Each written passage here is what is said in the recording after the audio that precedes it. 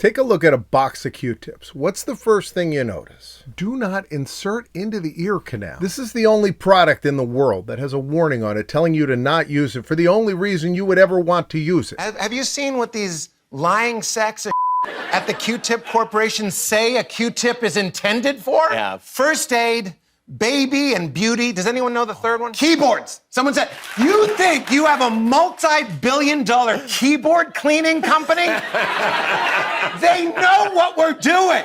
We have warning labels on lots of products. Don't drink the bleach. Don't put metal in the microwave.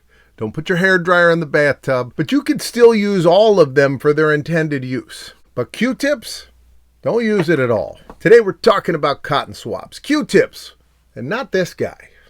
Although he did make it very difficult to research this video. Everything I looked up came to this dude. Do you spend a lot of time doing research? What kind of things you can dig up? Yeah, definitely. Everywhere, I just go looking for stuff. This tiny cotton swab has caused many injuries, survived many lawsuits, survived decades of warnings. Every single doctor has told us never to use it. But don't shove it into your ear. The only thing it will do is compress. Yet somehow, they're still as ubiquitous as ever. Have a good look at Charles right now.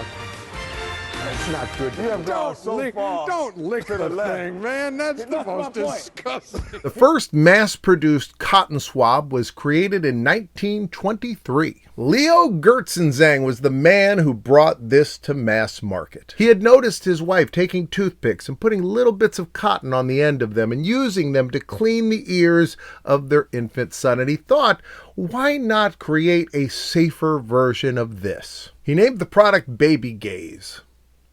It was intended to only be used for babies. They didn't have to be gay. Eventually, he renamed them Q-tip Baby Gaze, and then eventually shortened it to just Q-tip. They say that the Q in Q-tip stands for quality, although they didn't start saying that until decades after they added the Q before the tip. Makes you glad there's Q-tips, the safety swab. Mommy uses them to get at those little places. For Q-tip swabs and only Q-tip swabs. It went on to become the #1 cotton swab brand of them all. And now the word Q-tip is used as a generic term for this product. The Q-tip brand is currently owned by Elida Beauty. They had over $200 million in sales last year. Other brands exist, including Johnson & Johnson's Johnson Buds. The cotton buds tops are the safest in the land, 'cause there's more cotton on them than any other brand. But this, the Q-tip, remains the most recognizable. But here's a twist. According to a 1952 patent case between the Q-tip Corporation and Johnson & Johnson, the Q-tip Corporation didn't invent the Q-tip. The first commercial producer of cotton swabs was actually Miss Hazel Forbes. She made them in her home in the 1920s, and she called them Nose Baby Gaze. It was in 1925 that Leo purchased her patent and started making his own cotton swabs, eventually took over the whole business. By the mid-30s, he purchased her company outright, all of her machinery, and he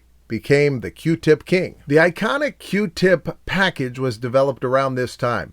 The packages used blue paper. The legend goes that the crossed swab image came from dropping the swabs and photographing the resulting pattern, a simple, accidental idea that stuck. Q-tip's brand cotton swab, because a swab by any other name is not the same. This simple idea became the recognizable Q-tip packaging that we know today. The early swabs had wooden shafts, and then they went with paper shafts, but eventually they switched over to a plastic shaft.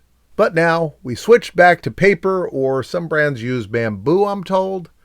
And this is to reduce our environmental waste. There have been other innovations. They've cushioned the tip. They've made it lint-free. Lint used to just fall off of all of these, which meant that while you were doing this, it got all the way in there. This product evolved over and over long before its warning label became a thing. Let's go back before Leo Gertzenzang and the original Q-tip Baby Gaze. Ancient Greeks and Romans used tiny metal scoops, while in Asia, bamboo, silver, or even gold ear picks were common. Medieval Europeans sometimes used feathers or matchsticks, or they used oils to soften the wax in the ear. Anything that was thin enough to reach the ear canal worked, except for sometimes it didn't. Sometimes it caused serious injury.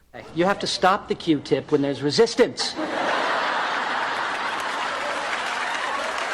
So the mass market was ready for a simple cotton swab solution. Through the 1940s to 60s, Q-tips were marketed for hygiene, beauty, and especially ears. Deserve loving care. Clean their ears, eyes, and paws with gentle. But by the 1970s, doctors started warning you that Q-tips could push your earwax in too far. Roughly 250,000 children were treated in U.S. emergency departments for cotton tip applicator, that's Q-tip related ear injuries, which is about 34 children. Pushing wax deeper causes blockages, infections, and even ruptured eardrums. The medical pressure led to the iconic warning being placed on the package in the 1970s. Do not put this into your ear canal. Anybody ever tell you how to clean an ear? Well, I'm gonna tell you. First, find an ear. Now grasp a nice, soft Q-tip swab firmly. Stroke gently. Careful, only on the outside. They weren't forced to do this. There was no law saying that they needed a warning on these. But the warning label served as a legal shield against lawsuits. And yet, the lawsuits still happened. In 1993, a Missouri case involved a child who injured his ear with a Q-tip. Courts debated whether the warning was enough or if child-resistant packaging was necessary. Cases like this show why the company clings to that warning. The warning label has become one of the biggest jokes in pop culture. Anybody ever read the Q-tip box? Don't do it. It'll shake you to your very core. No, I've been cleaning my ears for 30 years, and by that I mean I stick a Q-tip all the way into my ear until I touch what I can only imagine is my brain. Not sticking Q-tips into your ear has definitely become a part of pop culture. In Freddy's Dead, The Final Nightmare from 1991, we learned all about how it ruined that young boy's hearing. Just 6 years earlier, in Better Off Dead, he stuck a lot of Q-tips in his ears. And there's only one thing that I want to do with it. I mean, don't you all? I do have to say that Q-tips are not for ears. They are for Star Wars. In Star Wars The Phantom Menace, the pod racing crowd was really 450,000 Q-tips. They were cut, painted, and inserted to a mesh. By blowing a fan underneath, it made it look like the crowd was moving around in their seats. Hey, let me give a huge shout out to all of you guys on Patreon. You can go sign up for free. And then if you're at the $3 level or more, I send you a postcard in the mail every single month. If you bump it up to $9, you get the newsletter every month. It's a lot of fun. And you can be like my good friends, Aaron Wester, Al Archer, Carson Loveridge, Chris, Dana Snyder, M, Jason Evans, Jason Yealy, Jarrett Rusky, Jamie and Tom, Jen, Matthew Chapin, Mike and Jess, my big brother Rob, and Nick Roche. Well, that's going to do it for this one. I hope you enjoyed it. If you did, please go ahead and subscribe, and I'll see you next time.